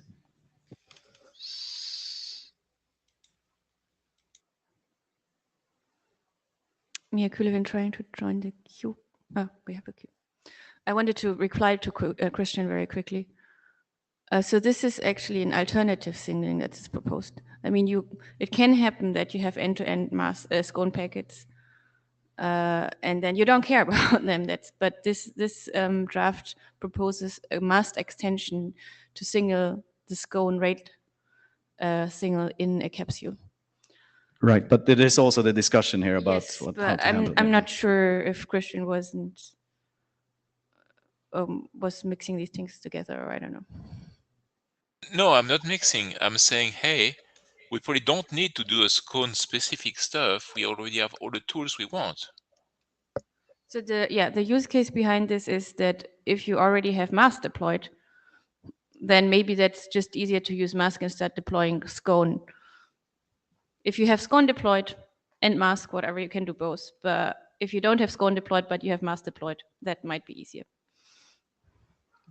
Yeah, okay. So take my vote to say that don't do that. Just pass SCONE inside of mask, and that seems more robust and easier to define. I mean, I think that will happen as well. But then you actually need to pass the IP packets in the mask proxy. So it's actually also, I mean, it's probably not complicated, but it's also not necessarily easier. Lucas. Yeah, so in my mind, one of the reasons I was interested in SCONE is because of mask proxying. Like I'm not a network operator and all of that stuff, all of that jazz. So to me, a mask proxy always was a network element, and I'm glad that the proposals or what we've come up with and the architecture of SCONE allow it to be. I'm not understanding necessarily why the SCONE signaling that we have doesn't work for a mask proxy, at least in the UDP and IP modes. The only thing I can see is like it wouldn't work for Connect or like Connect TCP, but so what? Like use a newer protocol, and then you get the better features. So in somewhere like maybe the idea of having a mask proxy apply limits and stuff is relevant, but whether the capsule to achieve that is relevant, I think I tend towards no, but that maybe if there was more data and evidence that trying to use SCONE in mask doesn't actually work, and that there would be people interested in a capsule, like it seems we need a bit more information along that line, to my mind at least, because otherwise it's just another way of doing a different thing, and now we've got to do twice that work, and like it's annoying. Like, yeah. Yeah, that's super good feedback as well. And I think that's a reasonable way forward to see how far we can get with the SCONE signaling we have before we start doing more work. But yeah, do we have any more opinions?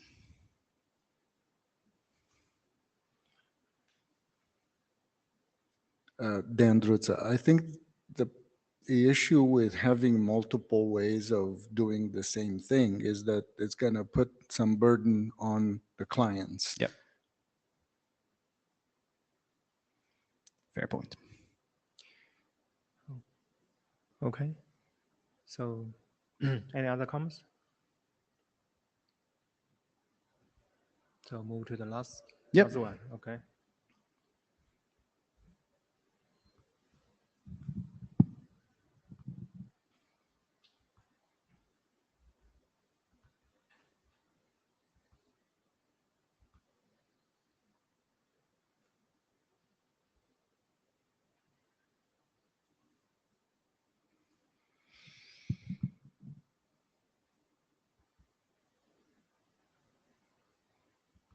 All right.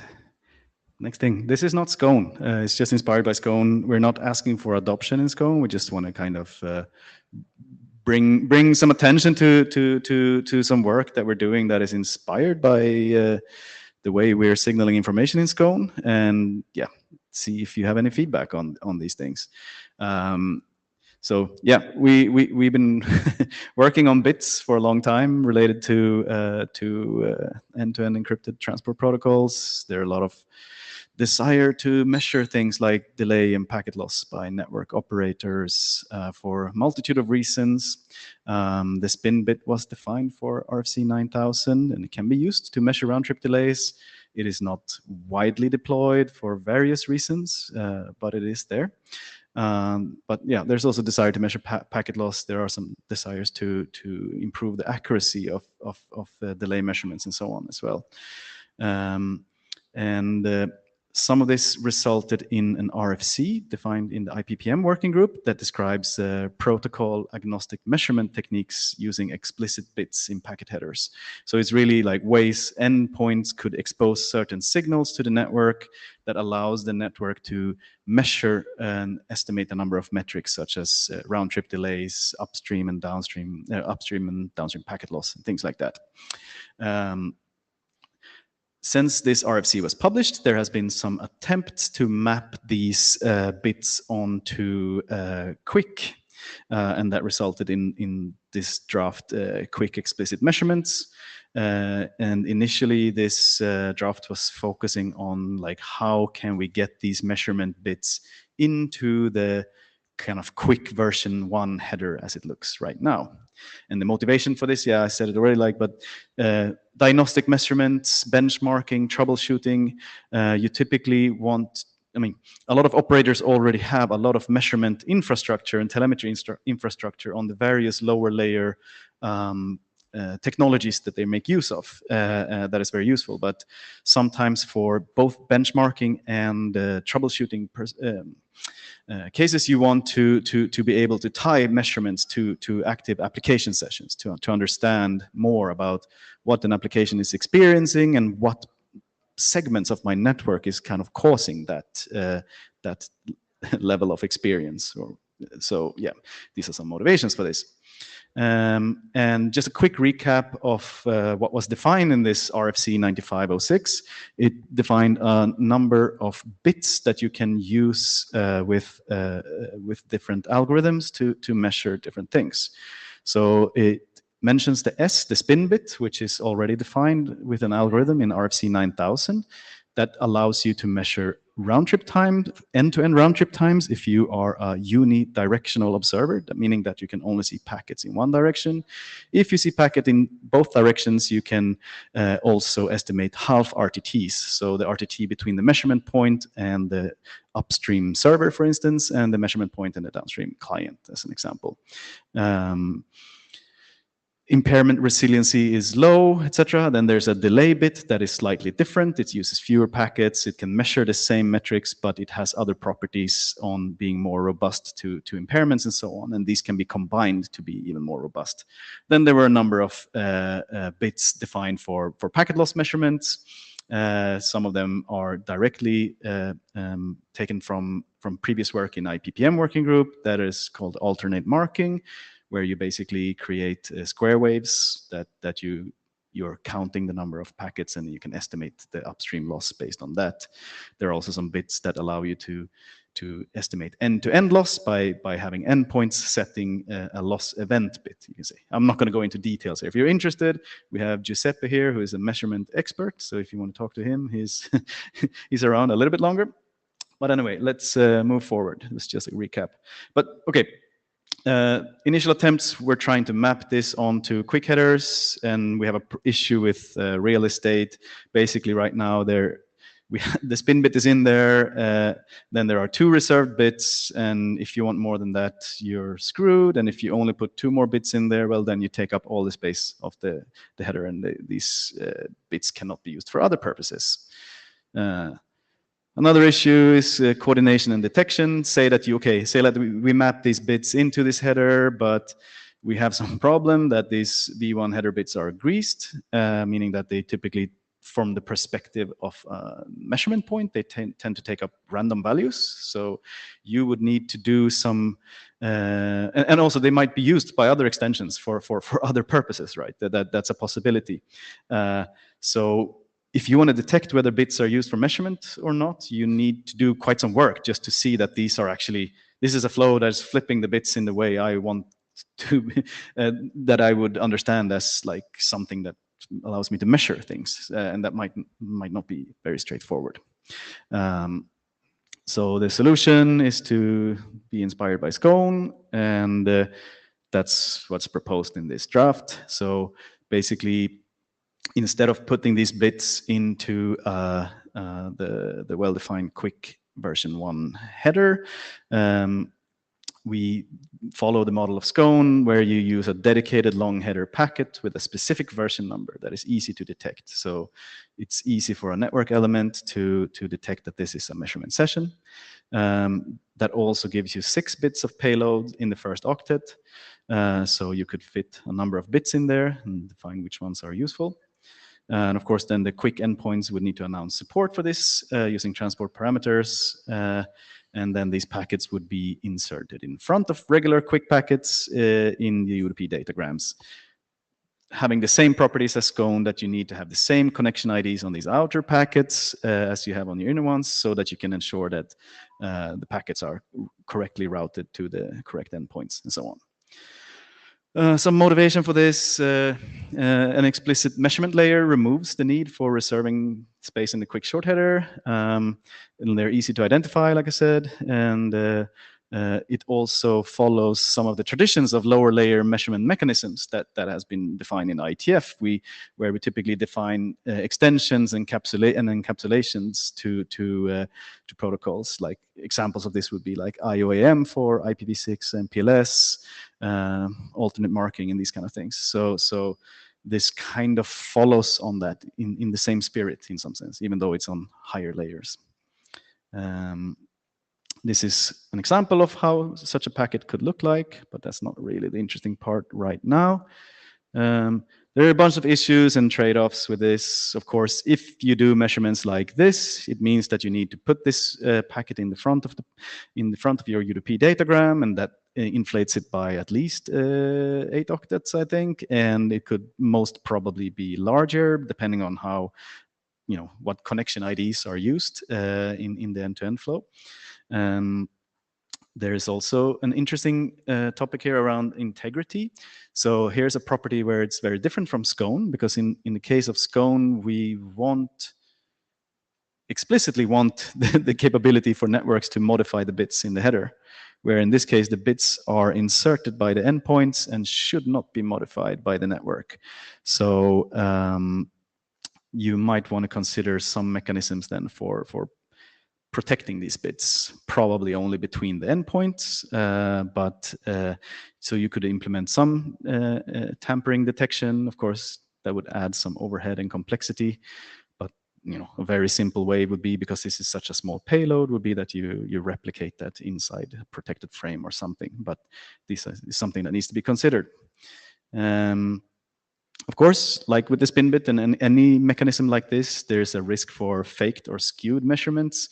Endpoints can decide to, for whatever reason they want to, generate false results by setting bits that are not set in accordance to these algorithms. So any measurement point needs to be robust against that and most likely not trigger direct network policy actions based on these measurements. Of course, there's a number of privacy and security considerations you need to think about. If you have sessions like this, they are very clearly identifiable. If you see these packets, you would know that this is a measurement session, and on-path adversaries can use that to track user behavior. They could also specifically target measurement traffic for various reasons in order to disrupt operators, influence benchmarking results or whatnot. Some other open issues that we have thought about, like this could be a possibility to remove the need of having a spin bit in these short headers, like if we define this explicit measurement layer instead.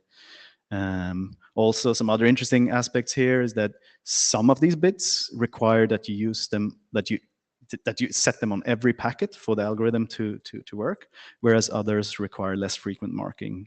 And an interesting topic would then be like, could you negotiate specific methods depending on whether you care or not about inflating every packet? Yeah, I think that was the last one. So I'm not asking for adoption here, just is kind of bringing up that this communication model potentially opens up for other pieces of work. And most probably this is something that would need, and this is some feedback we got, and I agree with that if this is interesting to people, this might be something that we want to bring up in possibly new venue, possibly above or something like that. But yeah, this is mostly a heads up on this. And if anybody has any input, feedback, or comments on this, I'd be happy to take that.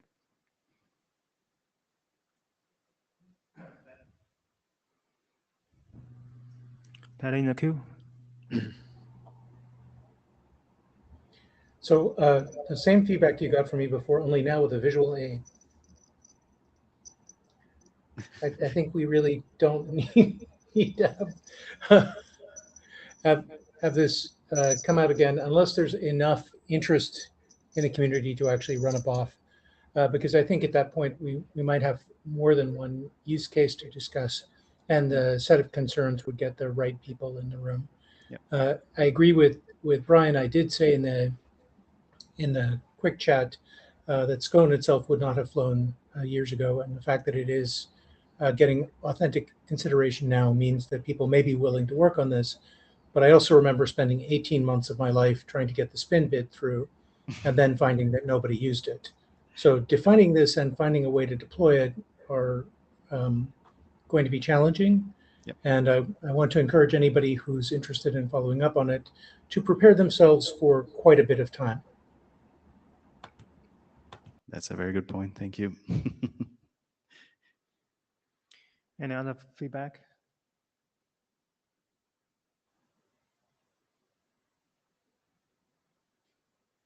I think we can wrap up. Right. Thanks a lot. Yeah. So I think, yeah. So Brian, you. Yeah, I wanted to come back to some of the conversations we were having about applicability and manageability. I think what we've heard is there is some desire to have a little bit more text in that document, and that we'll have to make a decision about merging versus publishing together once we have that text in. So my suggestion would be that we set sort of end April, start May, an interim meeting for specifically the applicability manageability discussion. And the intention would be is please get your PRs in for that document by that meeting, or you have missed the bus. Another thing I've heard a lot of is a desire in this working group to be done in or before Vienna. That would be the point of having that meeting sort of like end April, begin May, so that we can then also get some feedback from the operations directorate reviewers or from some of the operations working groups on sort of like hey, here's the document we have with all of the merged stuff. What do you think about this? Is this a guide that you would use? Is this guidance useful? Unless there are strong objections to that as a plan, I will go ahead and send out some suggestions for dates and times for those, get those interim scheduled, and drive forward to getting done by Vienna. So I'll wait for anyone to come into the queue. No. Okay, we don't hate. No, Aside. So I just closed like my on-site tool, so I'm not able to. Yep. I think that makes a lot of sense to me, and then Yep. let's do that. Yep. The timeline Cool. looks really All right. good for me. Yeah. Yep. Expect an email to me from the list before you all land in wherever you're going back to. Cool. All right. With that, I hear the church bells ringing, which means it's 9 o'clock here, which means it's 5 o'clock there, which means that was the IETF 125. Thank you very much for joining us, and we will see you at the interim. Thank you. See you in next item.